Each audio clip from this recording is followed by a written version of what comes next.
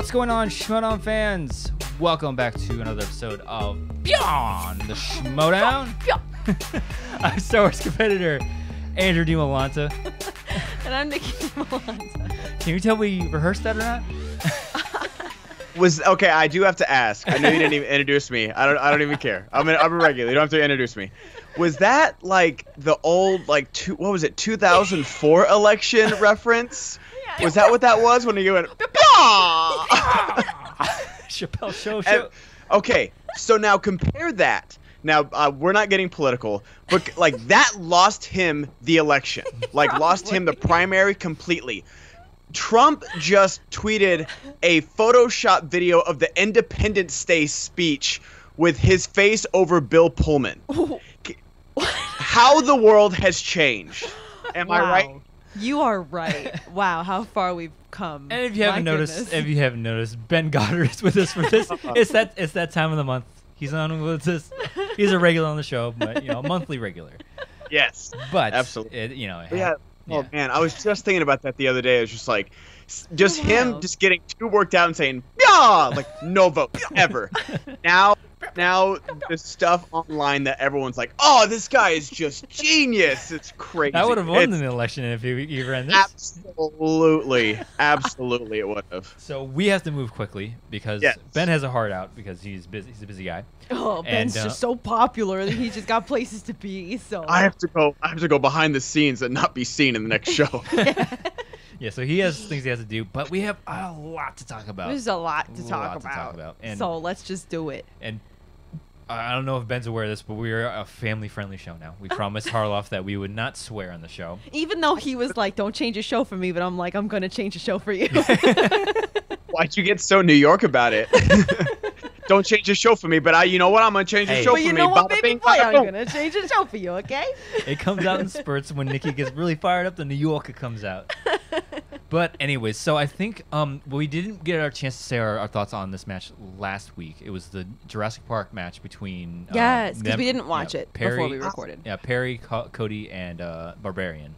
Obviously, we can't spoil anything if you're not a patron. If you want to see that match, become a Schmoedown patron, patreon.com/The Schmoedown or just Schmoedown? You should actually. The Schmoedown. The Schmoedown. You should absolutely do it. Yeah, do that. $10 tier is probably the best one. But I thought it was pretty good. It was good. I mean, I haven't seen all the Jurassic Parks, but it was good. Was it better than the Cody Hall versus Perry one, like the Iron Man match they had? Because I honestly think the Iron Man match was better. I like that one too. Okay. In movies, in like an exhibition like this, like focused on one franchise, Star Wars is probably a perfect example of that. Why the Iron Man match between Whitwer and Ken was so good. Yeah. Just because it's a contrarian franchise, things like that. But I think general movie knowledge, Iron Man doesn't play that well. But like this, I think it was better. So I like the Iron Man match better. But regardless, this was still a really good match. Yes. Absolutely. Yeah, I like Iron Man matches when it is specific because your brain is honed in on that one thing, and then you can't do like the speed round. It's basically a 20-minute speed round, and I like that. I wish if we do more exhibition matches, I hope there are some like that. Yeah. I hope there are some Iron Man matches in there because I know people like them, but I don't think they should count for too much because it's so far from like the usual thing. Yeah. It's like playing sudden. It's like, I like sudden death hockey, but we're gonna play sudden death hockey for the Stanley Cup. That's all we're gonna do. Yes. Yeah, no, that would be insane. Excellent point, yeah. Ben. That's why you're here. Yeah. So yeah, we can't talk too much about it again because we can't spoil anything. Good match. Become a patron. Watch it. It's great. There wasn't really any like controversy or anything like that. But again, I think. We'll talk about this later in the announcement, but the second round was just really weird with the Alice and the numbers, and it's like but they addressed that. Yeah. I think Christian addressed that. They addressed that, but also because we're not doing that for the Inner Geekdom tournament. Yeah, we're not doing that for the Star Wars tournament either. Yes. Yeah, so there is going to be the digital wheel, which I'm okay with. I'm really okay with it. It is what it is. It is what it is. And that's the thing. It is what it is. Like people have complaints about the old wheel, about the rainbow wheel, about the clankety clank wheel. Like it's no wheel is your favorite. Exactly. But we're doing what we got to do, and we're gonna do it. Yeah. So, but then the other exhibition that we have to sort of breeze over and talk about is I guess like Lord of the Rings, a bunch of nerds. Those geeks. Bunch of nerds. Those wedgies in waiting. It is fitting, and that one was That was a That was a fantastic match. fantastic match. No, again, no spoilers on how it went, but like So it was who. Kevin Smets, Robert Parker, both representing the Dungeon, Alex Damon of the Rockstars, and then somebody else. Some dude named Ben. Some D-bag. Ben Goddard or something like that. Clean show. And Ben is with the some Den. cotton-headed ninny muggins. But that was, like, there were some questions, like, because this was one where I was like, I could probably compete in this one because I love Lord of the Rings. Not so hot on the Hobbit franchise, Hobbit sequel trilogy, but, like, I was like, yeah, I could probably swing in this one. And then I was like, nope, absolutely not. Nope. Even less so. Like, I was thinking maybe, like, the Back to the Future one I could compete in, but I was like, nope. Yeah, Those questions were ridiculous.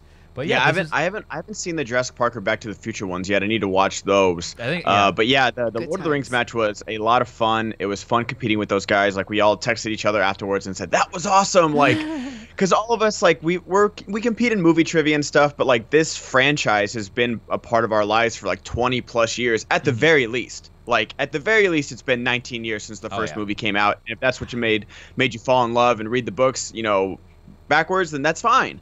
And so, like, I told Alex Damon, I told Robert Parker, it's like, dude, like, I've been waiting to do this my entire life. Like, I've watched these movies, I've read these books, and it was a lot of fun. It was a lot of fun, and it was a heck of a match. It was, like, I expected nothing less, but I was still surprised. I was like, yes, and just, like, when we got into round 2 and where the scores were, I was like, here we go, baby. Yeah. This is what I'm about. This is what it's about. It was surprising. You think...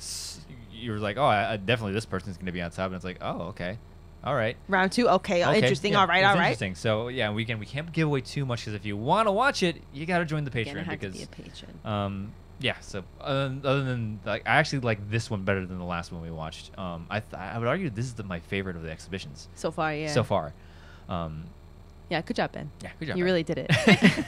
Yeah, like I watched. Obviously, I knew about this one, and I watched the Champions match. So right there, that's worth your $10 like a month. Sure. Like the stuff we're putting on the $10 patron, like it's unlimited access to all the stuff. And yes, we're gonna as soon as we can, we're gonna get back to doing live streams and stuff like that.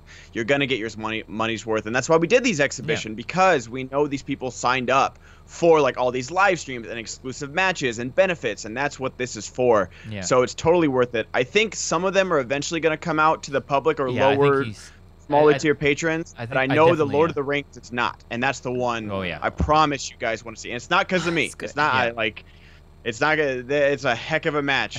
It's so fun. And I think he said that the Champions match will be available to the public. Oh, yeah, that's right. The Champions match. That one, I think Back to the Future might be the other one. I'm not sure. Don't quote me on that. But yeah, that Champions one will definitely go to the public because I think if they did that every year, that would be. I think it should be an annual thing. Right. That was fun. I think we should. Yeah, that should be an we annual should thing. definitely do every year for sure. Absolutely. So yeah, join the Patreon to see those ones. And we the next match. I mean, why else to have Ben Goddard on the show and not talk about this match that went down? All right, so we got this teams match. It's the Pride versus the Real Rejects. But before we get into that one, let's just we'll touch briefly on the promo video that aired before the match. God, so good. Kenneth so good. Knapsack, whatever his middle name is a treasure. Ken F. Knapsack. Kenneth F. Knapsack. Ken is an absolute treasure. Oh man, that promo was just that was perfect. Chef's kiss. That's what kids say now. It had a little truth behind it too, about him saying like he hasn't studied and whoever beats Ken, regardless, unless it's Joseph, yes, exactly. Everyone will use Ken as a stepping stone, as something on their record to boost their clout. Yeah, building their legacy on his grave. Ken. Yeah, because Ken is Ken. He's the only former champion in this tournament. Yeah. So, that's something to be said. Big. We'll get into our picks for the tournaments later. I don't think we're gonna go deep into the bracket, but because the Star Wars tournament starts next week. Yeah. And I feel like we can, because I mean my match there's a little to talk about, but I mean it was just a dub. Dub. So let's go ahead and get into this match. So we got the Pride of the Den and the Real Rejects of the Quirky Mercs. Real Rejects, they're coming off their win off the Cuckoo's Mess. Pride just beat those Butcher Boys, you know what I mean? Yeah. Very heated match. Very heated match. I thought it was great that Kate gave Rachel lasagna in a bag. That was fun. I love this gave our boy Ben here a picture of her giving birth. You know? Yeah, it was amazing. Real graphic, I'm sure. Yeah. Starlight Pit. Yeah. Yeah, that's right. So, the Pride, they came out with Kate. Not surprised there. Real Rejects came out with Koi, and they had this big old scripted entrance, which I really enjoyed, and I will not be surprised if it's nominated for Entrance of the Year. It was cool. It should be. It was fun. Very cool. It was a lot of fun. I really fell in love with the Real Rejects here. Their entrance made me go, wow, why haven't I vibed with these guys before? Yeah. Because I was like, I'm in love with these two guys right now with this entrance. And that's the thing, like, it's almost annoying of how much I loved it because I was, like, in game mode. And, okay, so my first game, I had Ken and Mark on the desk. So you're trying to, like, this is my premiere. Like, I got to win. You know, if I lose to RB3, who knows when I'm playing again. And then you got Ken and Mark on the desk just taking shots the whole game. Like, damn it. And then this game, it was, and then, you know, second game, you have that huge distraction with the challenges and all that stuff. And, you know, we're heels because God forbid that line not get said on every single Schmoedown podcast on the planet. God. For the love of God. So annoying. It didn't even air in the final cut, people. But, and then this one, like, I was laser focused. And then they come out and I'm telling you, and I even watched this video. I did the watch along on Twitch, and then I watched the first Nerd Crew video about Rogue One, which is legitimately possibly my favorite YouTube video ever made. It is. If you guys haven't seen that, go watch it. It is so perfect. It is so skewering of Rogue One. It is so skewering of, like, you know, like just like a lot of internet like movie guys and stuff like that. And it's just hilarious. And I know even like Christian and them have brought it up on Jedi Council and they laughed it off because that's what Red Letter Media does. Like, they're out in Milwaukee not giving a crap about anybody's opinion, like, and they're just doing their own thing. Like, I know Movie Fights tried to get them on, never happened. I think they did one honest trailer. I know Christian would love to have them on either Schmoedown or SEN, but, you know, who knows? Like, they're doing their own thing. And so I watched this and I forgot how much I loved it. And so they come into the Red Letter Media music and I was like, dang it, this is going to be funny. This is going to be funny. And I can't help but smile the whole time. Because especially, like, I'm talking too much, but, like, the minute Greg walked into the studio, he was like, hey, man, nice to meet you. I mean, F you, we're going to beat you today. And he started laughing, and I was like, I'm going to get along with this guy just fine. They were great. They were. I agree with you. This has to be nominated for Entrance of the Year. Because it was just so funny and so simple. So and simple, so creative. so funny, and I just love how you see them looking down at scripts, and it just didn't even affect it at all. It just added to the charm of it. It was great. It was really good. Yeah. So let's move into it. Let's get into it. Round 1. Well, sorry, Ben, but the only note I have here is that your first miss was on Malcolm Reunion Reynolds in Serenity. What does that mean? Did I get autocorrected? Oh, is it who plays Malcolm Reynolds in Serenity? Oh, I must have gotten autocorrected. And you mixed up the wrong Serenity with the wrong year. Yeah, that's right. I was just like, I must have tuned out part of the question because I heard fantasy sci-fi, Captain, and Serenity. Matthew McConaughey is in a fantasy sci-fi movie called Serenity, and he's the captain of a boat. Like, he literally has a fishing boat, and he's a captain. So, like, I heard that, and I wrote down Matthew McConaughey, and I was confident in it. Like, and I should have asked for a repeat because just maybe I didn't hear part of the question, but it didn't even occur to me. And then even when Greg said Nathan Fillion, I was like, nope. And then they're like, yep. I was damn it. What an idiot. Hey, man, it happens to everybody. That those small, like, you miss part of the question. You're so confident. Yep, that's it. And you write it down. Don't give it another thought. You put your board down. Yeah. And then 725 to 1 happens. Oh boy, like, awkward. Yep. Yeah. It was that, and it was so unfortunate. And I mean, and that's the thing, like, especially because what were you down by 2 going into? Yeah, we down by 2. I don't mean to jump ahead, but we're going down by 2 entering round 3. So that point plus, I would have at least gotten the bonus question. I don't know if I would have gotten it right, but that's a tie game right there. Yeah. Like, that's a tie game. So I was really beating myself up for that. Yeah. So, at the end of round 1, 10-11 in favor of the Pride. So Yeah. you're doing good. Mm-hmm. Good job. Round 2, Pride gets opponent's choice, and they get stuck Ugh. with 80s. Oof. We got a multiple choice 3 times. Yep. Unfortunately, 2 of Yeah. the times were stolen. 1 of the times we got it. And then a big old 2-point miss with a Beverly Hills Cop director. But not stolen. So that's the bright side. Yeah. Could've been a I huge noticed steal. like both, like the only reaction I watched was Cinefanatics, and they didn't get it, and they're both pretty knowledgeable. And then I didn't even see anyone in the chat on Friday get it. I watched So it and I I- still don't know it. Yeah. And so it's Martin Brest who directed Beverly right. Hills Cop. Breast. That's And then Child. yeah, exactly. Child. And then the only we definitely should have gone multiple choice for the first one, which is about Dead Poets Society. Mhm. And we got that one. The only one, and I kept going back and forth about it, was the Jeff Bridges "What Sport Did He Play" in a movie, and I already forgot the movie. And it was football, and Rachel Whisper was like, I think it's baseball, but I'm not sure, and they might know it. And they didn't know it, and I thought about going with baseball anyways, but I'm still glad we went multiple choice on that, because it's Jeff Bridges. Like, you automatically assume he might. I don't think he's in a basketball movie. I don't think he's in a hockey movie. You're just gonna possibly guess football if someone guessed baseball, because that's the next biggest sport. And so they might have just offhand, I don't know, football. Yeah. And so they would have gotten 2 points instead of 3, and it's a whole different game. Wow. You're so right. So at the Real Rejects goes, they get horror. They stay with it. Which And it's a strength of theirs, correct? I'm assuming they put It that on the is. wheel. Yeah. Okay, yeah. They only went to multiple choice twice, but guess what? The Pride stole both of them.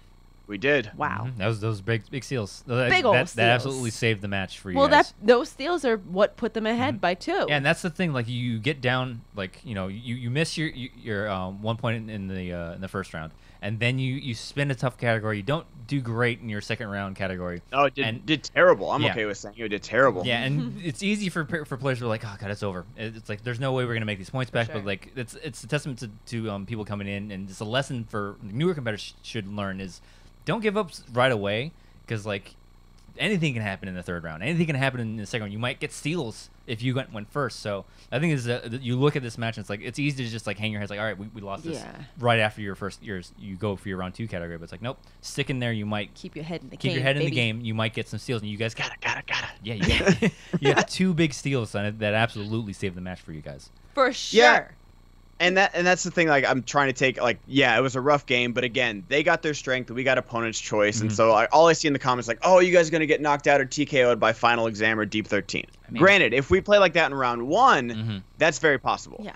But like to miss an easy round 1 question, to get opponent's choice, to get an answer stolen, to get their strength, like the fact that we are still not even just holding on, but still in the game. Yeah. And still answering questions, like that's how the game goes, and you gotta like not give up on yourself, because you easily could have given up, and you've seen competitors do it. You've seen competitors do it in round 2, just completely just fold. Yeah, and it's that whole football analogies, like the rookie quarterback who throws an interception in his first game, and then like he easily snowballs from there. It's like, oh, I threw an interception, now I got to put the game on my back, and he just keeps throwing interception, duck. And it's a testament to like really good players that like, all right, I threw an interception, throw that play out on my head and just keep going and keep going, because you can come back to win. And this is an actual game where it's like, okay, we took a hit, let's just keep going because we can come back and win this match. Yep. So, Yes, you are correct. I also misspoke before. I was like, oh, they got those 2 steals. That's why they got up by 2. I misspock a little bit because they were up by 2. They were up by 2. Yeah. It brought you within 2. yeah, Is what I you're should still in the game at this point, because anything can happen in the third round. So by the end of round 2, 18-20 in favor of Real Rejects. Round 3, 2-pointer goes to Miss Rachel. She gets Tom Hanks, something about Catch Me If You Can. She gets it. Good job, Rachel. And then it bounces back to Real Rejects. 2-point to Alba. Romance, something about Crazy Stupid Love. He got it. Good job, Greg. 3-point to Benjamin, which I'm assuming is, Ben short for Benjamin. Right? Yes. Bennett. Bennett I'm is his assuming full your mom name. wasn't Come on like, now. Ben, that's it. So Ben gets 2010's something about Suspiria, and you got it. So I got that one you're a wrong. real That was you are a bright shining star, my dude. Then it goes back to the real rejects. 3 point to John. Is it Humphreys? Humphreys. Yeah. He gets dance. Woof. Am I right, ladies? Woof. Coyote Ugly bar owner. Yeah. Who's even seen that movie? I've seen it on cable TV once. Never seen Loosely it. I haven't watched seen it. I Loosely have not watched seen it. He misses it. Not surprised because it's Coyote Ugly. So it stays with real rejects, and they get for their 5-pointer. They get Pixar. The Ratatouille cookbook title and Ooh, motto. This one. Is that Alfredo? What's his face? Yeah. Alfredo Fettuccine. What's his name? Is that his name? Alfredo something. Something like that. They miss it. Yeah. So Is it Linguini? No, that's the main character. Yeah. Alfredo Linguini, Alfredo Fettuccine. Something you get from Olive Garden. Those last two questions. I've said it before, man. 5-pointers, especially in the singles division. Gusto. That's it. Yeah. Thank you, internet. Oh. Thank you, Google machine. Whoops. But I've said it before. 5-pointers in the single division are heavily based off plot. They're heavily based off plot. Yeah. So like, if you're one of these people that like, that just studies through IMDb, it's like you gotta watch movies because that 5-pointer is gonna come back to haunt you. I mean, you probably could have gotten that, though. That 3-pointer, the dance category. Again, it's not one of those tough categories. It's just an off-ball category that nobody ever really thinks of. Yeah. Yeah. So it's like, well, especially like, I mean, I'm not trying to get into the like call out the writers, but Coyote Ugly is not something I would think of as a dance movie too. So it's like, one, you get dance movie that's already like not a big spun category, like. It just doesn't come up much, and then you get Coyote Ugly. It'd be like, oh man, like I was thinking of Step Up or you Say got the Last Dance. Yeah, something like that. I mean, they do dance on bars. I think that's the only argument. Is that you can why get it's for a that dance movie? I guess. They dance on the bars. So yeah, that's the whole appeal of the club. Do they do it a lot? Yeah, it's the whole appeal of the bars that the bartenders dance on the bar. Yeah. Cool. Sick. Do your bartenders make good drinks? That's all I need to know. Am I right, Ben? Oh yeah. I do want to talk just a little bit. Just like, it frustrated me even during the match and like watching it back that the announcers were talking the entire time Rachel was trying to think of an answer. And like, I'm okay with like first round banter, absolutely. But we just saw it again last week with Stacey Howard winning a challenge because she couldn't hear the countdown. Yep. And then like I can't remember who it was, but they either couldn't pronounce Tom Hanks's character's last name, and then they kept saying it over and over, and then like they did the whole final answer thing. Yeah. And I'm glad Rachel, like, she wasn't sure of her answer, so she could have like changed it or something like that. And it was just like it was a weird thing. It was a weird thing where like she answered "Catch Me If You Can," while the one announcer was saying like, "Oh, Hanraggy, sorry, I'm trying to get the name right for you." And then Mark's like, "Well, we need a final answer." It's like, "Well, she said it. You guys were still talking." And that's round 3. Like, you need to ask the question and then just like either just, hey, you've got 1 or 2 JTEs left. They need to get this to tie the game. Like, something like that. But then I don't know. That frustrated me a little, especially since we got so much controversy last time about talking while they were trying to answer, even though we weren't. Yeah. And then like none of it got brought up this time. And this is something that I'm worried about in these digital tournaments because I think almost guaranteed all competitors will have headphones in. Yeah. And like the banter is going to be like blasted in your ears. So I'm wondering if that's going to come to play. It's just like distraction wise. So that's one of the things that you're going to have to pay attention to because it's distracting enough to have them in front of you. But now they're going to be directly here. So yeah, there's no like buffer at all. Yeah, like exactly. you can't like you can't close your eyes and kind of tune them out. And or you don't want like that. you don't want to mute them because then you'll miss the countdown. So exactly. That's something that it's something that I think everybody's gonna have to think about. So for sure. Yeah.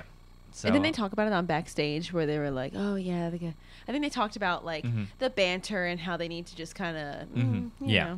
Well, it's like I think we just need a shot clock. We just need like a physical clock that like the manager, like the people on the desk, like who plays Obi-Wan Kenobi. Click, and then you obviously get the 15 seconds. Yeah. Yeah, obviously. Yeah. That's a 5 minute right there. Yeah. And so you get to see like that way actual clock, no one's questioning, okay, that wasn't 15 seconds. And yes, like the announcers should still call out 5, 4, 3, 2, but you have to also pay attention. Like, refs aren't calling out, 5, 4, 3, 2 on a shot clock or anything like that. So play clock you gotta be aware. True. I think that'd be great because it takes another because like to have the announcers be responsible for the clock, asking the questions, and keeping the match interesting when in between questions, it's a lot. So like take one thing away, I think it would make things move a lot smoother. Do you guys think that there could ever be a rule where they're like, hey, I understand that the announcers have to do the banter and they have to keep the match interesting for those of us watching on the couch. Do you think there could ever be a rule that in round 3 it's like, hey, listen, the banter stops?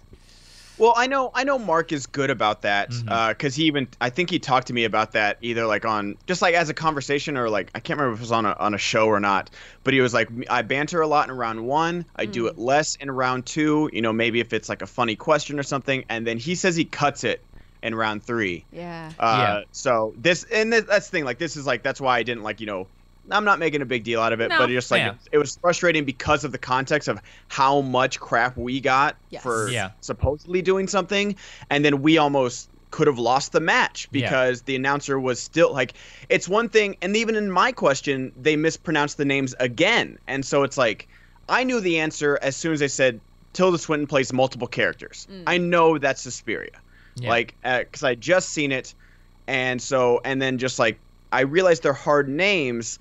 But you gotta try, and then that's it. Yeah. Don't drag it on. Whatever. And just to play devil's advocate, I mean that's like the banter. It's part of the game. It's it always is. it's always it is. It's always been a part of the game. Agree. It's just how like seasoned are you to be able to tune all that out. And it all depends on who the. I mean, I don't want to be like, oh, you know, one person's the co-host and one person's the host, but it all depends on the other person at the desk. Yeah. Because Mark Ellis, that might be his philosophy, but if he's got somebody else, it's like, I'm just on the desk, you know. Yeah, and just wants to jabber and talk all the time. You know, it just might throw off the game I mean, a bit. it's just something. It's just something that obviously I think Christian is aware of, and they're just gonna have to tweak it for next season or whenever. So, yeah, I mean, it's just part of the game. It's part of the game. So at the end, it was 22-23. The Pride took home that dub, that big old W.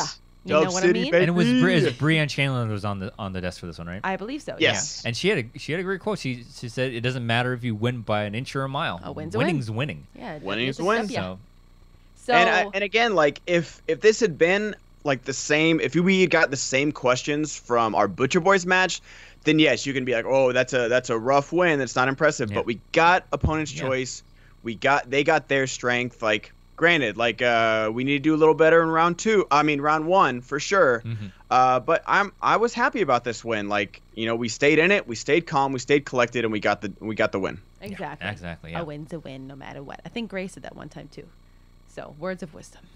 Yep. Post match, Mr. Ben Goddard said, you know, he made a rookie mistake by not listening, but glad they got opponent's choice in a way. Since people complain that they got their strengths in the last match and kind of discredit the win. Yeah. So you get to kind of prove yourself and be like, hey, listen, they got their thing. We got opponent's choice. Yep. Still took them. Sticking with it, even though you had a rough round 2. Yeah. Yeah. Bringing out the W. It's got to feel good. Yeah. And I do like that with the Real Rejects. Coy said that even though they're 2-6, they played like a 3-5 team. Oh god, their promo and entrance and outro, like they're just so great. They're just so they vibe so well with Koi. They have such good chemistry. Such great chemistry with Koi. I couldn't imagine them on any other faction but Koi Andrews, the Quirky Mercs. They fit so well. And he compared them to the Wildberries, which I think is it's accurate. It's a fair comparison. Oh yeah, I mean that's what everyone's saying in the comments for sure. The Wildberries, but with arguably better trivia. Playing and trivia knowledge. No offense to love Elliot and love Joshua. Dewberry. Love the Wildberries. I mean, Josh is a free-for-all MVP. That's true too, but that is true. I don't know. And he has some really good. Oh no, sorry, I said Josh. I meant John. John Humphreys is a free-for-all MVP. Yeah. Sorry, I said Josh. Oh, is he? Yeah. Yeah. I think so. Yeah. I thought Josh did really well. That was what season? That was season 3. I think it was season 3. Yeah. Yeah. Wow, you guys are. This is not water. Wow. Just to be clear. Good for you guys.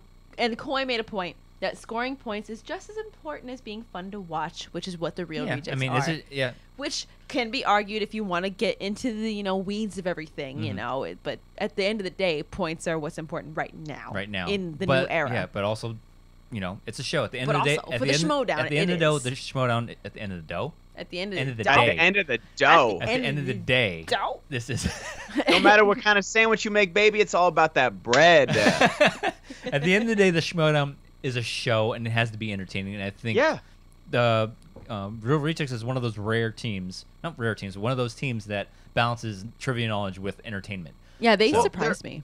Yeah. They're 2-6, and they're still together. Any other team would have gotten broken Oh, up. yeah. They're 2-6. They're gonna get another match once Because they're things go back to entertaining, yeah. normal because For they're sure. entertaining. Yeah. So yeah. For sure. For sure. Yeah, I really fell in love with them in this match, and Yeah, I just cannot believe that it was it was now that it happened. I can't believe it didn't happen in the past. No, I think their matches happened or like around when you weren't huge into the Schmoedown and you were just getting into it, and you just never really wanted I to just watch their kinda blew matches. past You them. kind of blew, Yeah, because like the Wildberries played the Real Rejects. Yeah. In a live event. Like That's right. I feel like Yeah. people That was really took fun. that like that is amazing. Yeah, that was like the one match you watched because of Makuga. Back in those times, I think you watched matches with personalities you were familiar with, Yeah. like Makuga, Knapsack, and all those people. So, so that's the match. Any last thoughts we want to put on this before we move on, because we have another 30, 45 minutes before we have to. Yeah, let Yeah. it go. And we For got sure. other stuff to talk about. Yeah, we have a ton Yeah. of stuff to talk about. 'Cause So I got two more things that I got here that we want to touch on, and you boys, you do with it what you will. I got the free agent special yes, in my notes, Okay. and then I also got Christian's news on how the draft's gonna work next Oh, year. yes, So yes. discuss. Let's do the draft thing because it's interesting because you have everybody is a free agent at the end of the season. No protected players. No protected players. Because Champions of belts. champions are not protected anymore, Right. and everybody can sign with whoever they like. Right. And you can only sign 4 players 4. as of right now. As of right now, he said 4, Mhm. but I did see on like Facebook and or Twitter or whatever, somebody was like, "Hey Christian, I think it makes sense to have 3 people. 4's too many." And then Christian actually did retweet it, and he was like, "Yeah, man, you're kind of making some sense." So I don't know. What was the reasoning behind 3? Oh boy, I gotta look. Just it up. 4. I just think No, you don't have to look it up. If you don't It's have just- it on hand, it's fine. I just didn't know I think it it mixes. must have been something if Christian gave it thought. I think Yeah. he might think because there's 9 factions, right? And you can argue that there's a handful of teams that the Corruptions, Founding Fathers, Shazam, Who's the Boss, the Den, just things like the people that you want to keep together. So you could say there's enough 9 teams that you don't want to break up. So when you sign one, you sign the other. And Yeah. then you have a team. So it's obviously the biggest the first move any manager would be foolish not to do is lock a team down. For Lock sure. a top tier team down because you have a team and then you have two single singles players. players. And then you go for you go for your IG player or you go for another singles player. Yeah. And that's it. So you tie down 3, but with 4 you can go a team, a singles, and a specialty division player. For fun, Yeah. just so you guys know, the guy who said it, his name is Bobby G. At Bobby is Gross. Give him his credit where credit is due. You know what I mean? He said, "Dig this setup, but I think 4 might be too many. 3 seems like a sweet spot, especially since the best 40 players would be unavailable to draft for a guy like RMB, who has 2 first-round picks next year." That's true too. And Christian, he did retweet that, and he said, "I think 3 makes more sense as well." Who knows what that I'm means? okay with it. I'm fine with it because again, you locked on your team. That's your 2 first locked players, and then your 3rd you either gamble on an IG player Or you take another or you single take player. another singles player, and then you roll your dice on the draft to bring in your specialty division and more singles players. I really like this idea of not protecting champions Yeah. because it mixes. It's just another mix up, and I like mixing the pot up. I like possibility of different players going different places. Yeah, because Anarchy was, Oh yeah, that was a mess in the most beautiful way. Oh yeah, absolutely. So, I mean, I feel like if you make it 3, it might just make it a little messier, but in the best possible way. I say that with all the optimism I can because it'll just make it that much more exciting. Yeah, and we might see teams break up. We might see teams that we like. Guaranteed, the top 5 teams will stay together. Yeah. After that, who knows? We might see more mix-up. But I like this idea of only locking 3 to 4 players and then rolling your dice on the draft. And it benefits, what's his name? R&B. Yeah, R&B, Robert Meyer Burnett. Because he has 2 first-round picks. That's So- the thing is that it just I like it, but then it's just like, how much do you want to help your team, especially this year? Now, in a regular year, you'd be okay with it. I feel like, oh, hey, I'm going to help you study. We're going to do this. We're going to do that. But, hopefully we're back by July or August. And so it's such a short year. It's like, how much are you going to help someone that's not going to be on your team? Yeah. Like, take the Finstock exchange. Like, granted, it's up to players to agree. Yes. But I'd say that right now, the three that the Finstock exchange would be John, would be Roka, Dan, and possibly the Barbarian, if not Bateman. Yeah. The only reason I say Barbarian is because he wants to play Inner Geekdom. We'll see how he does in the tournament. Yeah. But I mean, right now we'll say Roka, Dan, and Bateman, since Dan wants to play Inner Geekdom too. Yeah. It's the obvious choices. We'll say those three. Yeah. So even so, like, you have the Barbarian, you have Riley, you've got you've got Gray Drake, you've got Sabrina. Like, you guys have a pretty stacked team, and so. And, all we've heard is, oh, we're sharing notes with each other. Barbarian's helping everybody study. We're doing this. We're doing that. We got a text thread. Like, gone. It's just gone. And so you wonder how much you want to help someone when you're going to play them. It's true. Yeah. And I talked to Ben about that. He plays things close to the chest and stuff like that. But it's like, and it's only because we don't have a huge, like, we don't have a college system or a minor league. Like, we do have the fan leagues, but we're not, not everybody from the fan leagues is available for the draft. Yeah. Like, we're not, like, there's not, 120 NCAA schools ready with first round, second round, third round picks for next year. And so you do have to realize that we're still like a smaller league, a smaller sport.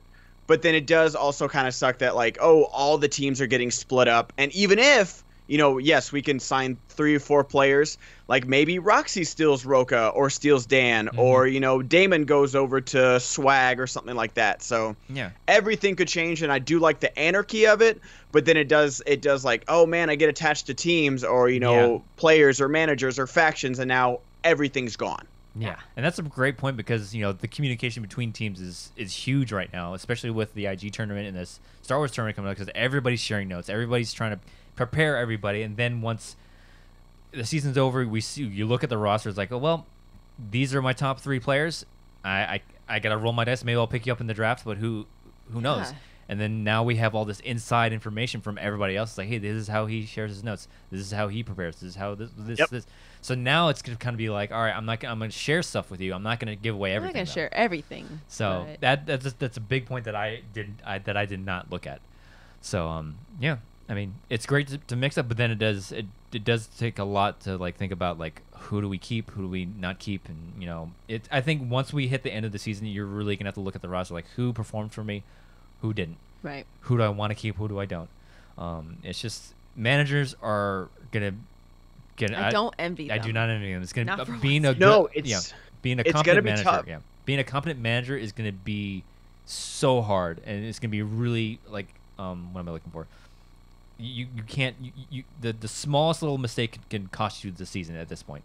When the end of the season does happen, we have to get down to the nitty gritty for next year. Well, and think about this: like, if John wasn't protected, he would have definitely been like, someone else sign me. I'm not signing with the exchange. And that could happen if someone finds out that they were the 3rd person called, they were the 4th person called to get signed, or, hey, I really wanted Damon, but since I couldn't get him, Andrew, you're up to bat. Yeah.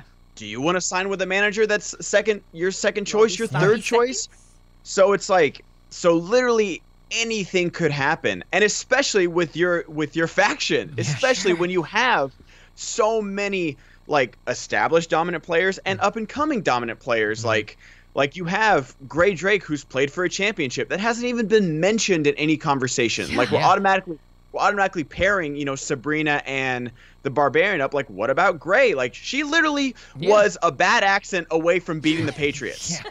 Like people, I can't believe people forget this all the time. Yep. She was too much kayfabe away from the speed round of beating the Patriots and ending that dynasty. Mm-hmm. Oh yeah, for sure. That's great. Yeah, so I think we'll go ahead and breeze past this because we have a lot more to talk about. Because the next big thing that happened was free agency opened up, and we had all these signings. I don't think we're gonna go through every single signing. Probably not. We'll probably touch on the big ones, and obviously the first big one. It was the first one announced. It was Molly Damon went to the Usual Suspects, and now she's confirmed for being in the tournament. Yes. Huge. It's huge. It is. Huge. It is huge, and like Huge. I've said it before. I think her performance in Chicago is not indicative of her knowledge. I don't think so. I think it is a lot of just nerves and gameplay. Yeah. And it's been a while since Chicago. Been a while. So, and obviously being married to the champ has to have some merit. I imagine that things might rub off So- on you, you know what I'm saying? Just a little. Family Just a bit. friendly. I wasn't even. Yeah, that was all you, Andrew. For That was once, all Nick, you. we're gonna take the bait. Thank you, Ben. I know somebody's got my back But yeah, here. so that was the big first signing. And obviously, I think the next big note signing was Sabrina to the Finstock Exchange, because this was a signing that because everybody knew she was going to get signed. this is a free agent that everybody was courting. Everybody was going after Sabrina. And Roxy was courting her. Finstock. Who else? Yeah, I know there was more.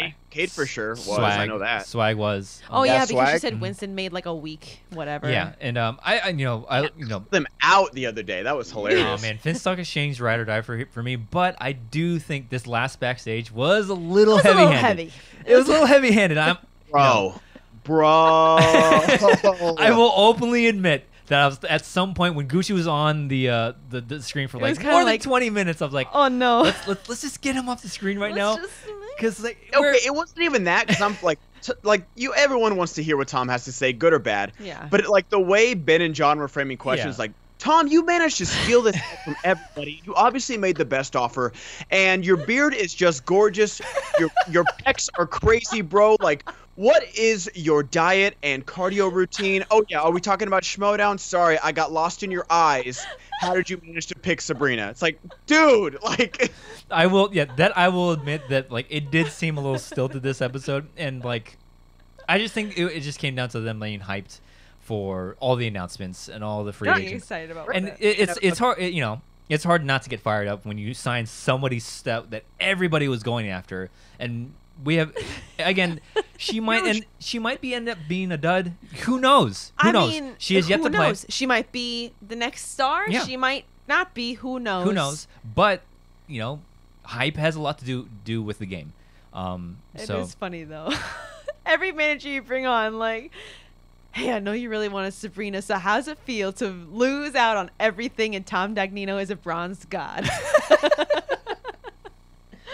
yeah, but yeah, Finstock Exchange household here, but fully admit But yeah, could have dialed it back a bit. So much. I'm not gonna lie. Yeah. But I mean, I don't want to, and not to like. I love Sabrina. She's great, and I know that she's been hungry to play, For sure. and she's played a few matches, being in studio, Mm-hmm. and so if it is her and Barbarian, I think that is a pretty solid team. Mm-hmm. Yeah.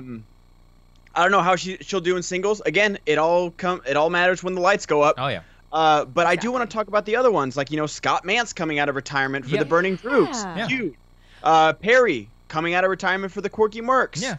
Sean Gerber and Frank Moran coming out of basically retirement. I don't want to say obscurity because they both played very well. Yeah. But they were surprise names, and everyone was like, "Oh, okay." Yeah. Yeah. And those are both great pickups for both went to Swag, Sean Gerber and Frank Moran. Like they got, I think Sean Gerber will be a solid Inner Geekdom player. Okay. And I mean, both late to the party getting split up. Yeah, that's another big thing. that happens. I was happy with Vanessa. Who I was- know Vanessa when she gets focused, because I played her in the Office Trivia on Video Drew's channel. When she knows her stuff, she knows her stuff. And so I'm excited to get her studying and get her serious, because she hit me up and she's like, "Hey, I want in. Let me know if there's a spot on the den. Forward this to Kate. I don't care who you gotta talk to. I want to be in." And I was like, "Okay, Yeah.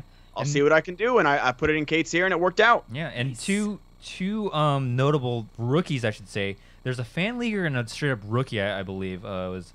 Oh yeah, because one was a friend of Nerd Chronic. Was he? Yes, Andres Gallegos. Yeah, That's right. that's him. Andres Went to the dungeon. Gallegos. Got picked up by the dungeon, Yeah. and then the fan leaguer, Adam Collins. Yeah. Yeah. So those are the risky.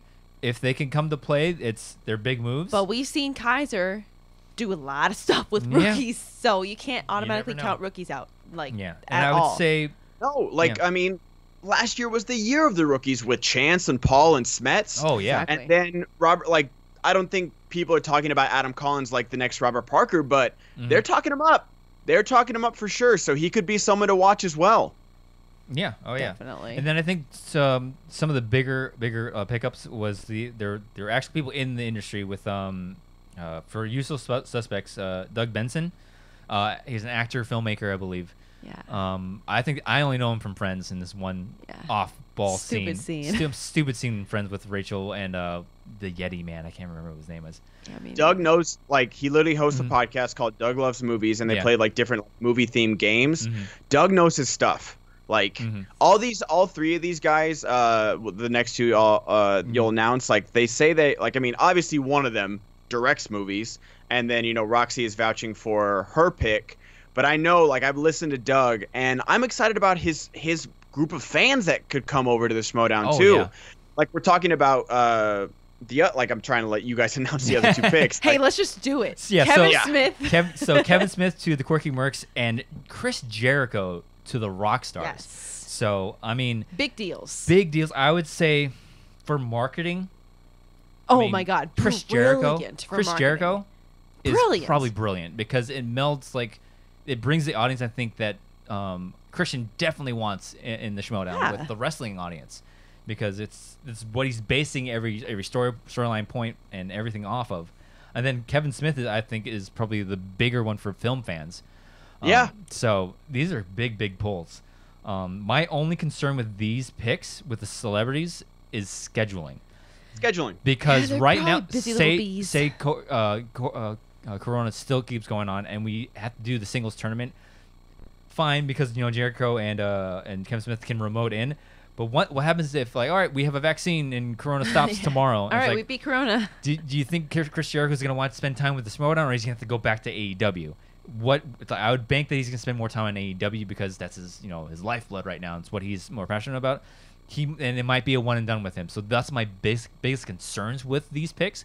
But nonetheless, these are awesome pickups. Oh, for awesome sure. signings for the Schmoedown. It does so much. Especially from a business It standpoint. does so much for the brand. And that's the thing is, I feel like we wouldn't keep it to like a Saturday film day. Like, oh, Jericho, you're available on a Tuesday afternoon? Oh, yeah. All right, baby, let's get in the studio and film this. No, we'll make it work with either. Now, that's a question I have for you guys. Do you want to see them first play each other? Like Kevin Smith and Chris Jericho are the two big ones. No. Do you want to see them play each other first, or do you want to see them play like a rookie and then play each other? I don't want to think see them play each other It's first. all about, in this case, especially with Jericho, it's all about story. It's all about who can cut a promo against him. Because you put like me against Chris Jericho, I'm like, oh, Jericho, he's gonna pile drive me, God, right? He's gonna put me in the lion, whatever his finisher submission thing was called, the lion. The Lionheart? Was it Lionheart? Both of you. Pile drive and the Lionheart. Good job. I don't know. Keep it up, y'all. Is that what he does? Yeah, he has this submission move. Is he gonna tombstone me? No, but I totally see Chris Jericho. What's he gonna do to me, Saj? What's he gonna do? So somebody floated out there, Chris Jericho in a live event, maybe a main event, maybe the undercard in Booker T Stadium in Houston. Oh, that'd be That's huge. a must. Against That's a must. Andrew Guy. Oh yeah. Can you imagine that Oh match? man, a Chris Jericho Andrew Guy match. Yes, Or please. or Chris Jericho. I know John is like, oh, you got to work your way up to me, but John Roca, somebody like that. Chris Jericho, Mike Kalinowski, anybody? Yeah, somebody My that can God. get on the mic opposite of him and And go hold their and own. hold their own. You need somebody Yes. like that. You can't put some. But I do understand what John was saying.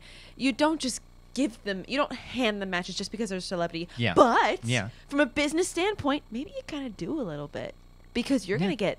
Imagine putting up Chris Jericho against Andrew Guy. People would lose their minds. Yeah, it would be. It Yeah. would be amazing. Wait, what faction? Oh, he went to Rockstars, and Andrew Guy's Usual Suspects. Yeah. Imagine that match. No, People would Andrew lose their Guy. minds. Andrew Guy makes sense from any perspective, honestly. Like, no offense to Andrew, if he beats Kalinowski, because that was the Houston match, Yeah. he Yeah. could be close to a belt. Exactly. I don't know if because it was supposed to be Ethan versus Roca and Andrew versus Kalinowski. I don't know if that was going to be playing for a #1 contender shot. I don't know. We honestly weren't planning that far ahead yet, or maybe Christian was, but he hadn't told anybody. I think Roca versus Irwin was a chance for a #1 contender match. I could be wrong. That's what I'm saying. Like, was Kalinowski that like the winner of those two matches? Would they play each other for a title shot? I think that makes sense. If that's what it is, then no. Like maybe like God, I'd love to see it though. I want to see Andrew, and especially because Andrew already has like. Especially in Houston, he got hit with a chair. Yeah, exactly. I want to see him go through a table now. It'd be amazing. It'd be so good. Yeah, but like. But I do not. Getting back to your original question, I do not personally want to see Jericho and Kevin Smith go against each other initially. It doesn't make logistical sense because two celebrities, it automatically. It's going to feel more like an exhibition match. Well, not only that, you have to work with their schedules and the odds of their schedules matching up perfectly. Well, that too. It's like you're just constantly waiting for them. So you put them against somebody that's like, hey, we have Jericho coming up. You want to go up against them? And it's somebody that's free that day. I also just kind of feel like... Yeah, like it kind of have to be LA based. Yeah, so... I also just kind of feel like, I mean, granted, yes, you have celebrity status and good for you. You guys are great. Good job. You're directors and wrestlers. Good job. But like... I do feel like a lot of talk in the Schmoedown revolves around street cred. So I do believe that you have to build they street should cred. probably... I don't believe that they should have to go through, like, 5 people before they get to a John Roca. Mm-hmm. But it would be nice to see them go against... a couple of people before they go a person or two. Yeah. At least one person that's not a celebrity and not, a Dan Murrell. Yeah, and just not only the schedules-wise, but I think Kevin Smith versus Jericho, like, it doesn't make for a great story. It doesn't really make much story sense. If this was like character, I don't know. It kind of does. And also considering just like, and I know you guys, this name is taboo on this podcast. Uh-oh. Sam Witwer. Sam Witwer is a pretty famous actor. Sam Witwer's not coming back, okay, Ben? He was dominant. He was. Like, so we've already set a semi-precedent of like, hey, no matter what your name is, you got to prove yourself. Oh, yeah. And he did it in the most detailed way possible in a solid category. So I agree. Fans can't wait to see all of these guys. Yeah. But they also they're hypercritical, so they're going to be like, oh, well, they just played each other, so I don't know. Yeah. Exactly. That's the thing. It's going to feel like an exhibition match instead of an actual counting for points division match. And Sam Witwer, whoa. Dog. Door just opened. Dog just opened the door. Sam Witwer, he's not taboo. He's a cool guy. He's just not coming back. Like, get over it. But then again, we didn't think Ken Knapsack was coming back, so I'll eat those words. Close it all the way. Oh, sorry. Right, dog opened the door. Dog's being a dog. Anyways, I mean, those are the big signings. They asked this question, like, when Kevin Smith does play, do you give him Kevin Smith? I say you put it on the wheel. It is. That would be like. I think it's a lose-lose. That's Ben. No. I think that's a lose-lose situation for Kevin. Yeah, that's what I'm saying. That's what I'm saying. But that's for me. I'm putting it on the wheel. I'm putting on the wheel. Like, if I was good at it, I'm not that good at Kevin Smith.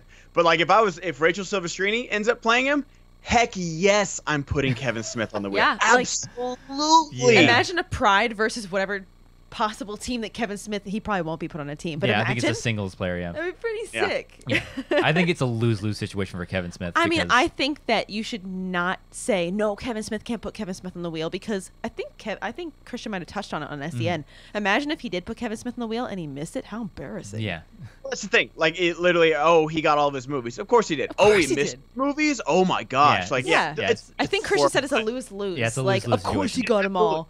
Or if he loses, like, wow, how embarrassing. What an idiot. Miss his own movies. All right. Yeah. So we're going to go ahead and move on because, again, hard out for Ben. boy, got to keep on moving. Ben's so popular. The next big thing that got announced was the brackets for the IG and the Star Wars tournament were released.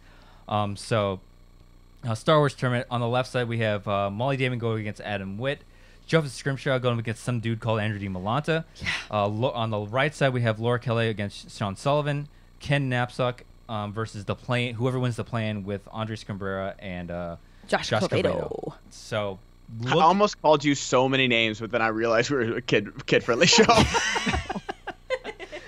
Like, I was like cycling them through my head. I was like, nope. Can't do that one. Can't do that one. Can't do that one. Maybe I'll call him a moof milker. But yeah, man, this is scruffy looking nerf herder. There you go. I said he just got his hair cut and he shaved his face. Man, yeah. So, got this shaved, got this cut. I'm all good now. So look, I said it before. I do not see any knockouts in this tournament. I don't see any knockouts in Star Wars, really. If anything, it will be the Ken match. But even then, I don't think it'll be a knockout. I don't even think it'll be a TKO. Never know. Like, Never especially because this is online. Yes. Because, yes, you can say when the lights go up, when you feel the heat, when you feel the tension in the room. But if Josh Cavedo or Ace is playing at home, it's much more relaxed. Yeah. True. Yeah. So is Josh from the fan leagues? Yes, I think he is. I think he is. I could be wrong, but I feel like he might be. I don't know. But could be wrong. I'm sure we're not going to go through us. what our brackets look like, because I think what we're going to do is we're going to get our predictions as the weeks go along, because it'll be every week there'll be a match. It's just easier. Yeah, it's just easier. And obviously you know who I'm going to say. So for this play-in match between Andres Cabrera and Josh Cavedo, who do you have? It's hard to say because I don't know anything about Josh Cavedo, and honestly, I didn't really ever watch Ace on Jedi Council. But I mean, you have to give the edge to Ace because he was on Jedi Council. Yeah, and I'm more familiar with Ace, obviously. But I've also said this before with Ace's gameplay. He knows movies, but does that mean he knows movies? Does he know it the way the Star Wars that the Schmoedown ask about it? He knows Star Wars. The thing. He knows Star Wars, but does he know it in the way that everybody else in this division knows how to play Star Wars? Because you can know like plot lines inside out and backwards, and who signed a treaty. But you need to be able to bring out that quote from out of the ether like that in this division. And it's not, and especially like you obviously, and you can speak more to it than I can. But even in Inner Geekdom, you can watch movies and do okay. You can do okay. Granted, when you get those hard 2-pointers and those 3 and those 5s, forget about it. Yeah. But when it comes to Star Wars, like I gave this example 10 out of 10 times. What Jedi does Jango Fett kill on the balcony? You can watch Attack of the Clones for the rest of your life on a desert island, and you can never know that answer. Yeah, you gotta go and look. They never say it. You gotta look out for that answer yourself. It's that extra level in Star Wars. It just really, it's like if Josh Cavedo is knockout, then he can go far. It's just a matter of can he live up to the pressure? Can he live up? Does he know how to watch the movies and pick out details like the rest of us do? And maybe he does. Maybe he does. Maybe he has doesn't. every opportunity to watch all the past matches. I almost said movies. And the every movies. choice to match all the. And I watch know all how the hungry matches. Ace is. I know how, and that's the thing. Like I don't know much about Josh either, so I can't speak to it. But all I know about Ace is how hungry he is to bounce back after his Robert and that's I think that's why I'm going. It's hard not to give. Again, I feel like every time we talk to you, it's like recency bias is like the thing that we talk about. And Ace just played. He's more familiar. It's hard to not give him. And he's more. The edge. Not only that, we're more familiar with him. He's more familiar with the game now. He understands how the game is played more now. He's always been around the Schmoedown. Yeah, and he feels the sting of that loss, and he wants to prove himself in an even more tougher division now. Yeah. So I'm giving the edge to Ace in this one. And then when the next match comes up, we'll give our picks. Yeah. But so the next one is the IG tournament, also Instagram. And this we're not going to get into the whole bracket thing with the Finstock Exchange because we just don't have the time for that. No, we don't. But in a nutshell, I am glad they changed it. I am glad even from someone that because I don't want you to speak on it and say like people in the comments say you're biased. Like even if like Craig took my spot in the play-in game, I'd be okay. Like not that I don't deserve like to be played in. I'm fine with that. Yeah. But I'm saying like. They needed to move Craig and Emily away from each other, at least out of the same semifinals bracket. The same quarter. That's all. Quarter. So that's all I'll say. I'm looking forward to playing in it. It's going to be fun. I don't know who's going to win, but yeah. Yeah, so really quick, the bracket on the left side, we have the Barbarian versus Adam Hlavik. Then we have Janine versus John Humphreys. Chance Ellison versus Paul Oyama. Really looking forward to that one. Oh yeah. And then me too. Yeah, that's good. I think a lot of people are. Parker plays the play-in between Ben Goddard and Jim Vejvoda. On the right side, on the top right, going down, we have Brandon Hanna going against Saul, Alex Damon going against Jen Kemp, Emily Rose Jacobson versus Eric Zipper, and then Kalinowski versus the play-in between Greg Alba and the Warfather. So. Huge opportunities for everybody to gain points because this is a giant tournament. A lot of controversy with these brackets that's been going on. I know that we probably don't have time to get into it. Yeah. And it's probably for the best that we don't. is this our last topic for the day? Because I got like 20. We got 20. Yeah, so we got like 20 minutes. So let's go ahead and get into the Finstock Exchange controversy. And I was one that I didn't like this because before Emily was in Janine's spot and Janine was in Emily's spot, and I was like, why are we the only one that has if both of our players win their first round in round 2? We're the only faction to go faction against faction in round 2. Yeah. That didn't make sense to me. I said at the very least, switch, who was it? Switch either Chance or Paul for Emily in those spots. Yeah. Just to get them out of the same quarter. But I don't know. I think people want to see Chance versus Paul in any and I think that's what it came down to. And I am happy that she got, not only did she get switched out of the quadrant, she got switched to the other side. So, but she's got a tough road ahead of her. If she beats Zipper, she's got to go up against whoever wins against Kalinowski in the play-in. Which I wonder how. how that's going to pan out. But like, it's going to be tough for her.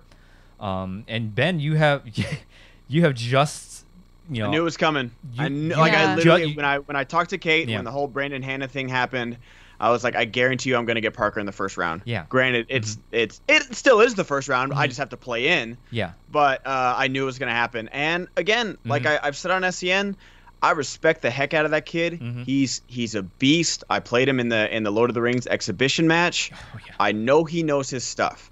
I'm not scared.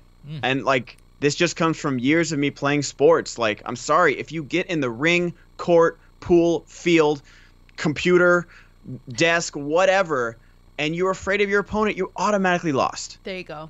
There you go. What You've sports did you play? You've already lost. Oh, what sports did you play? Water polo, swimming, football, basketball. Like, wow. Wow, we got a little athlete over here. Stop cutting promos on my show, Ben. Wow. Hey, I asked him because I was curious. I play basketball too, Ben. Oh, yeah. Oh, that's going to be ballers, baby. Okay. I was a point guard. What were you? Oh, shooters. I'm a shooting guard. Oh, okay. We'll do 2 on 2 cross country, track, and then taekwondo. Whatever. These are I pole vaulted. I pole vaulted for 2 years. So that was awesome. And I feel like it's like anytime I say that, people are like, oh, like you're underestimating it. No, like I respect and I call him the kid. Like, and everyone calls him the kid. Yeah. I respect Robert. Absolutely, because I've talked to him. I've played against him once. Yeah, he's a beast.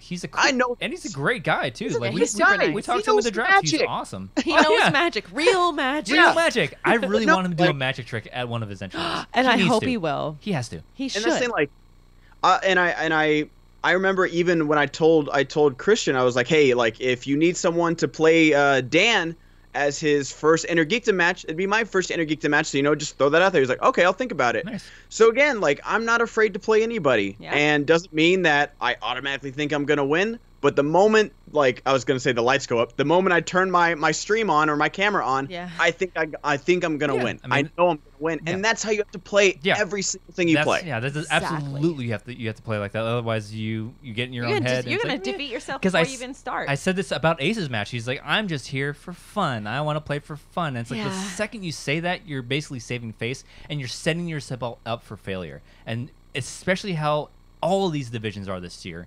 You can't do that. Yeah. So, but yeah, like it's insane. These matches are ridiculous. There's so much to talk about here. Yeah. That could be controversial. I want to ask you. Do you have any like inkling or like insider information? You don't have to divulge it if you don't want to. Any reasoning behind why Kate put Saul in the lock-in spot and not you? That's something I have an opinion on that I feel is because in my opinion, I think Saul should have to play in and you should have gotten the lock-in. Because I agree. You're a proven competitor. You don't have a loss on your record in 2 divisions. So, like, I'm wondering do you know any reason behind that, or do you just like? I know you don't. You're like whatever. I don't. It's like if I have to play in, I'll play in. But did you? Yeah. Did you have any? It just kind of came down to that. Like we drafted Saul for Inner Geekdom. Okay. He was our Inner Geekdom player, like as was Brandon Hannah. Yeah. And it just like Kate explained herself why she didn't put Brandon Hannah, so I won't speak for her on that. Oh, yeah, that was. And so like Saul became our Inner Geekdom player, and she ranked him as that.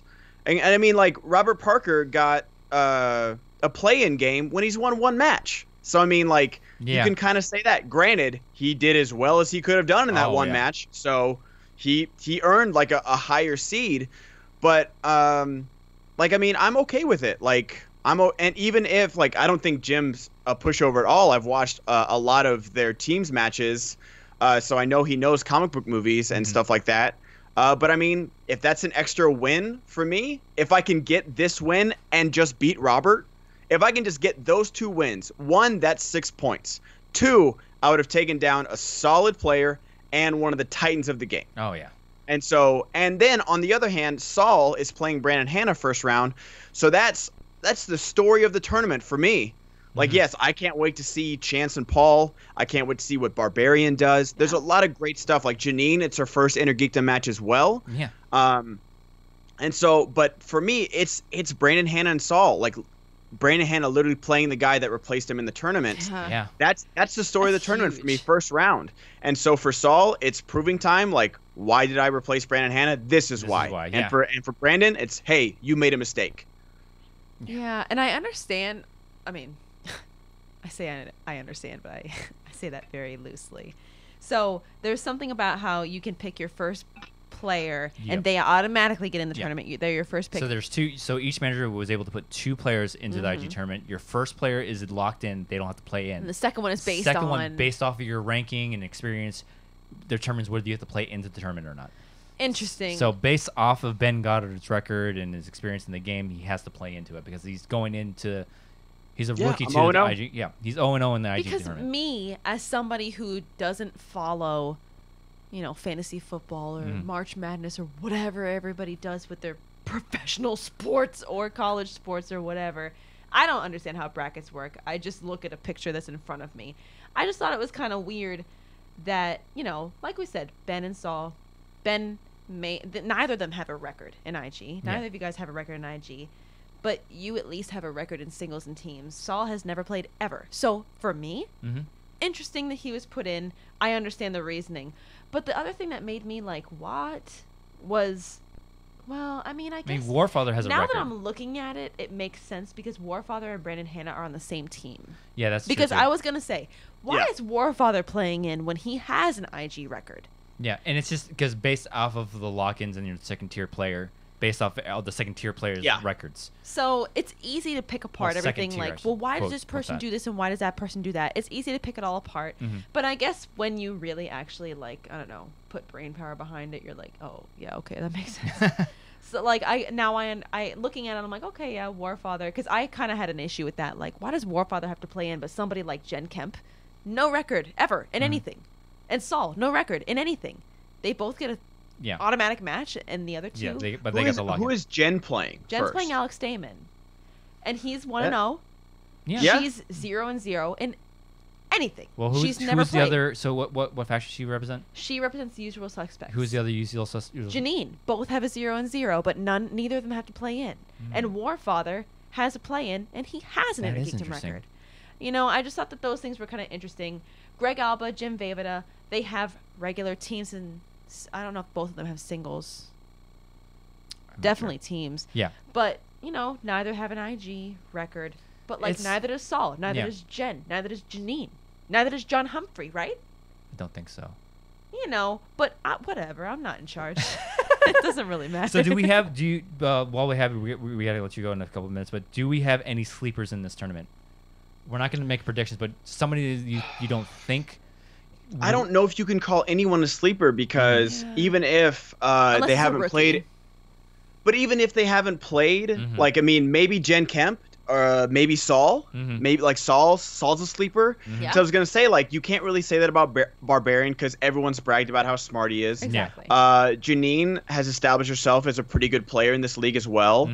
Alex Damon's won. Yeah. Alex Damon has won. Brandon Hanna has won. I'm trying to, like, John Humphreys has won. Greg Alba has won. Oyama and Chance. Chance has an IG record, but Oyama doesn't. But they're both huge names. Yeah. Yeah, they're both champions. Yeah. Yeah. Exactly. So I don't know if they're, like, I really feel like maybe Jen or Saul, just because we haven't seen them play at all. We don't know. Those are literally 2 people we don't have any game tape on. Yeah. Exactly. So last question. Do we see any upsets? Any big upsets in this tournament? Whoa. Well, going off of what Ben just said, that Jen Kemp could be a sleeper because we don't have any tape on her. Yeah. Alex Damon had a match. Yes, he won against Emily the Rose Jacobson. He did win, to his credit, but there were gaps in his knowledge that we did see.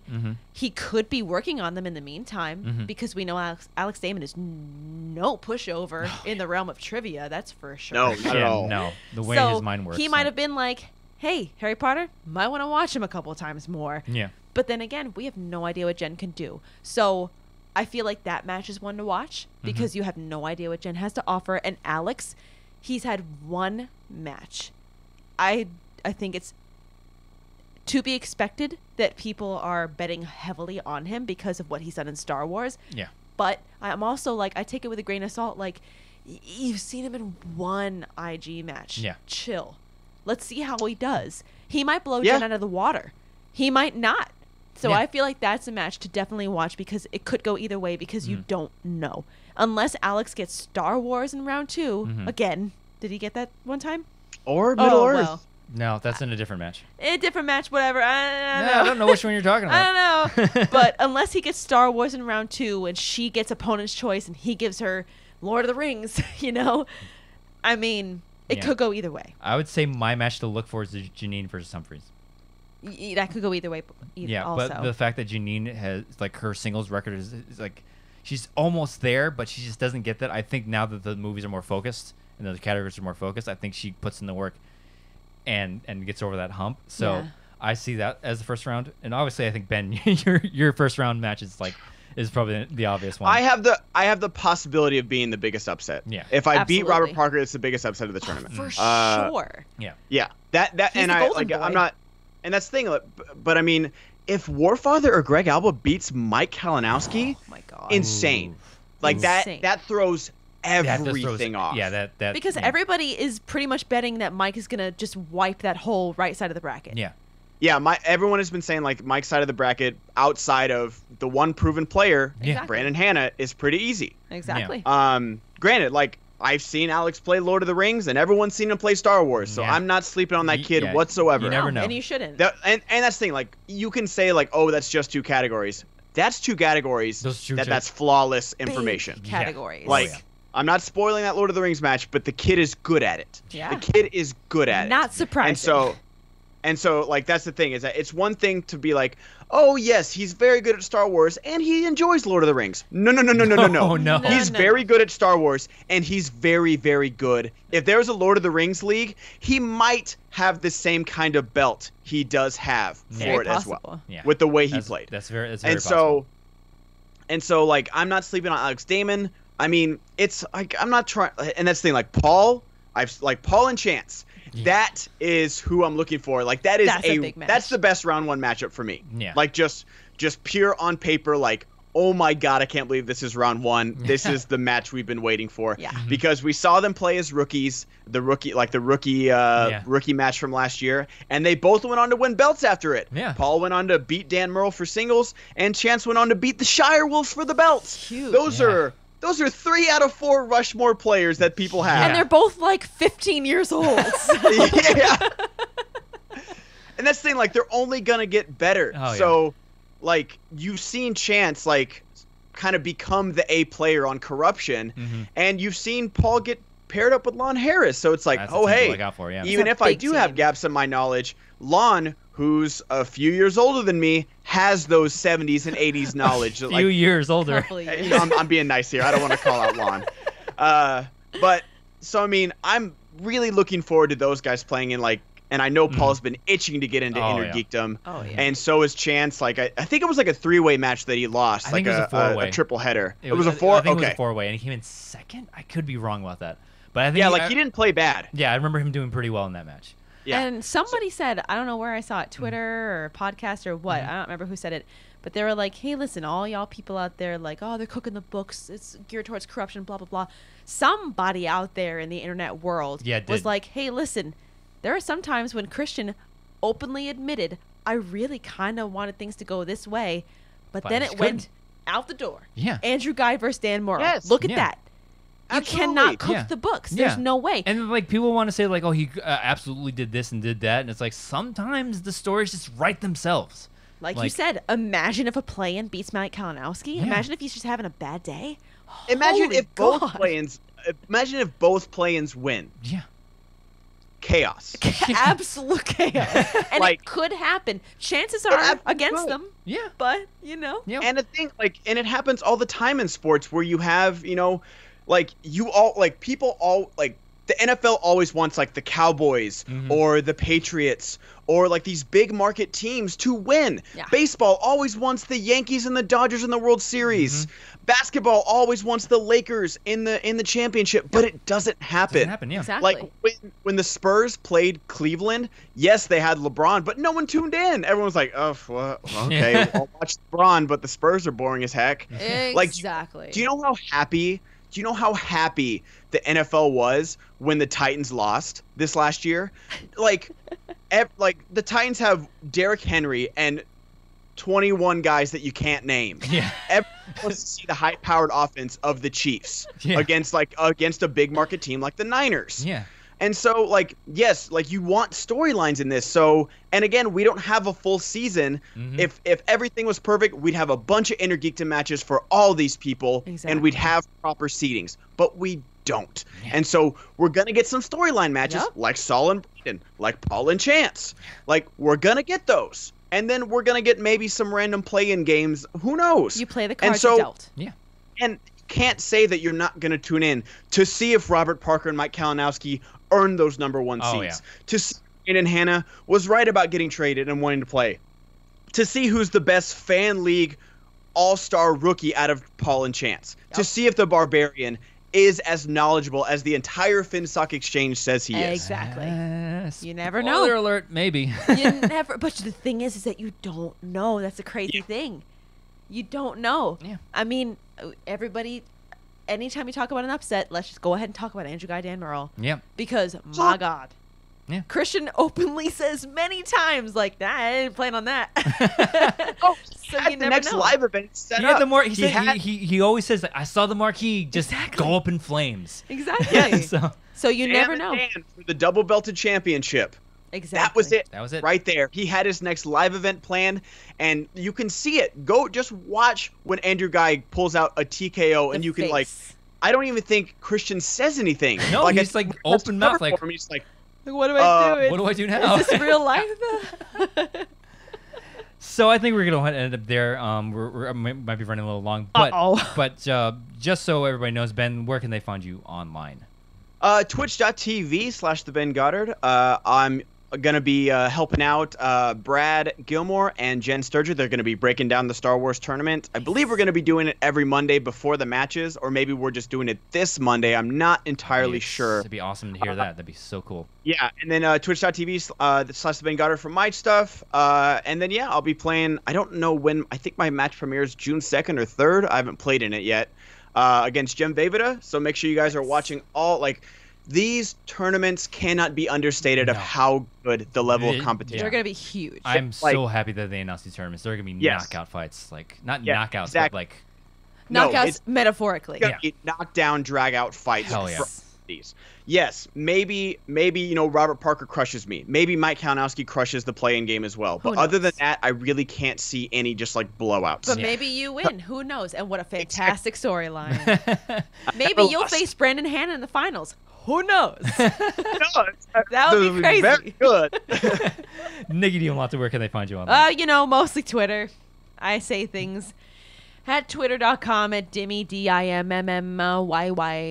As for me, you can follow me on Twitter and Twitch doing VFX streams at Drew Dimalanta. Thank you to our Patreon supporters, especially our Squadron Commanders, Ferris Mathana, Tamar Butta, and Alec Miller. Thank you for your support. If you want to join the squadron, become a member of Patreon, patreon.com/Andrew and Nikki. If you haven't already, comment, subscribe to the channel. I think that's all we're doing. Yeah, and if you can, go and rate us on and wherever you find this on your podcast feeds, Beyond the Sport podcast feed, it helps us out so much. So with that, we're going to say goodbye to everybody. Thank you for Ben Goddard for joining us, and we will guys see you next time. A lot of mumbling in that.